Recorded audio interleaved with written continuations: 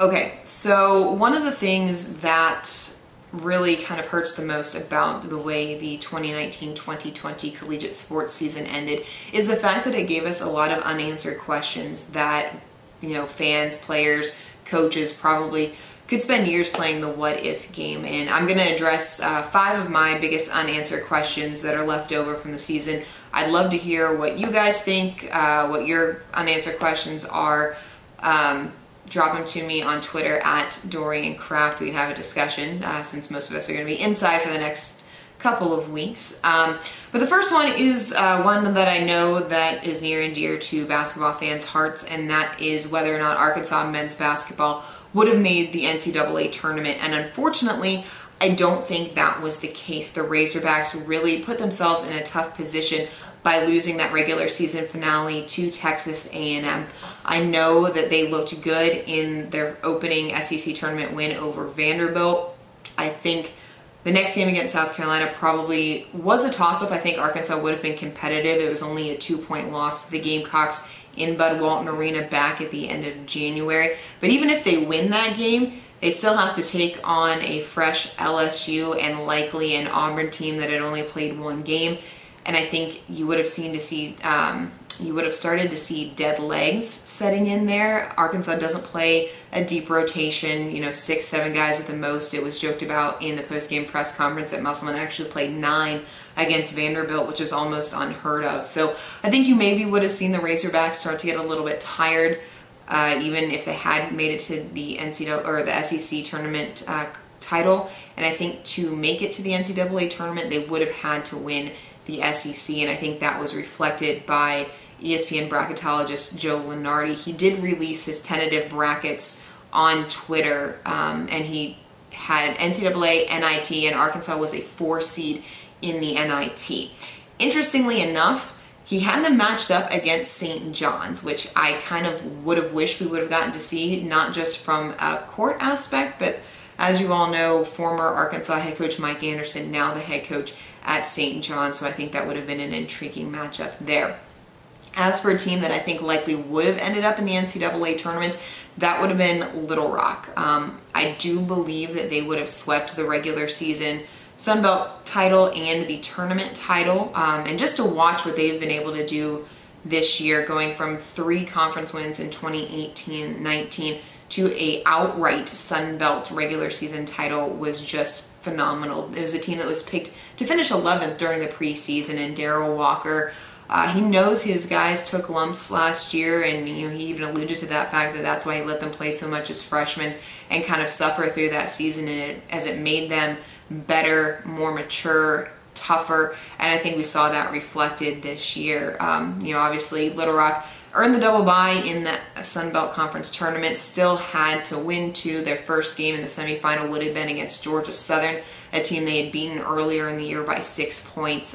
Things can happen, but ultimately I think that team was focused. They didn't even cut down nets when they won the conference title outright during the regular season because they still had unfinished business. And I think the fact that they were projected to make the NCAA tournament was also reflected in the bracketology. Joe Lunardi had them as a 15 seed going up against Creighton, and that game would have been in St. Louis had that bracket held, which would have been really nice for Little Rock fans. Obviously, St. Louis just about a 5-hour drive, so those that would have been willing and able to travel would have been able to see the Trojans play an NCAA game.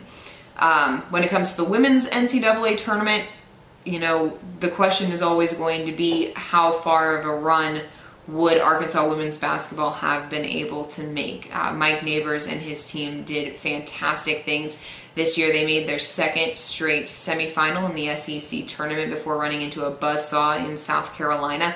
And there's no shame in that. South Carolina, Dawn Staley has cultivated one of the top programs in the country. And the fact that Mike Neighbors in just his 3rd year has gotten Arkansas back to the semifinal in back-to-back seasons, I think that speaks volumes about where the program is now and where the program is headed in the future. You look at their body of work, even if they only made it to the semifinal of the SEC tournament, and they put themselves in a position for an at-large bid a year after missing it by the smallest of margins. They tied the program record with 10 conference wins this year. And in the bracketology, that was reflected by a 7 seed, and they would have been going up against a 10 seed in Marquette.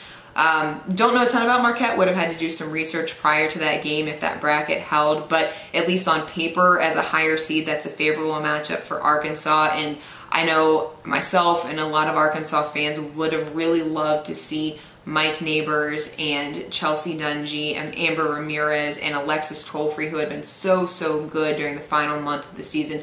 They really wanted to see them get that opportunity to try and make a March run. And unfortunately, that one is going to, I think, stick with them for a really long time.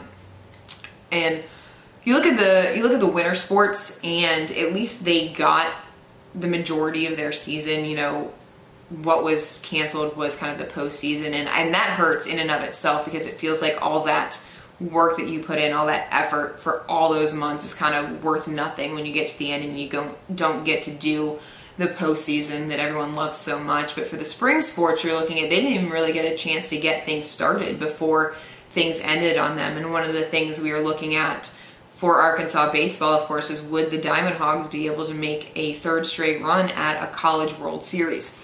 16 games into the season, I think it's really too early to tell. They finished with 11-5 record this year, a 5-game losing streak, which is a little unprecedented for Arkansas baseball, especially under Dave Van Horn. But 3 of those losses obviously came in the Shriners Classic down in Houston to Oklahoma, Texas, and Baylor. And those are good programs. The Big 12 is competitive in baseball. Those losses, in the scheme of things, wouldn't have bothered me that much. The losses then to Illinois State and to South Alabama, not quite in the same caliber. No offense to those programs, just not quite up to kind of the Power 5. The thing to remember there is that, you know, baseball's a long season. Those losses probably would have popped up here or there. You don't normally see them back to back for an Arkansas team, especially coming off a 3-game skid. But the great thing about Arkansas baseball, even though it's going to be disappointing because we didn't even get a chance to see what they were capable of, they were just getting ready to head into SEC play when the cancellations happened. They did go out on a high note. Dave Van Horn earned his 700th career win in that final game. Really a great moment for him, a great moment for the program. I do think, and it's one of the questions for next year, I do think that we've seen the last of Casey Martin, Heston Kjerstad, and Casey Opitz in an Arkansas uniform. I do believe that they will probably declare for the draft whenever that's going to be. We'll just have to wait and see. They may decide that, you know, they want to come back and take another shot at it. Ultimately, I think that's probably not going to happen, but it would have been fun to watch this year. And when it comes to fun to watch, you guys know that for me, college softball is something that's near and dear to my heart. Arkansas softball is super fun to watch, and they have quietly built a powerhouse program up in Fayetteville. Courtney Deifel has done amazing things since taking over the program in 2015. The program has been to the postseason in 3 straight seasons. They finished over 500 last year. That was the first time that it had happened in back-to-back seasons since 1990 and 1991, so it had been a really long time. The Razorbacks were ranked 20th in 2 of the national polls, just getting into SEC play. And the SEC, quite frankly, is the most difficult conference in college softball, top to bottom. It's been that way for years.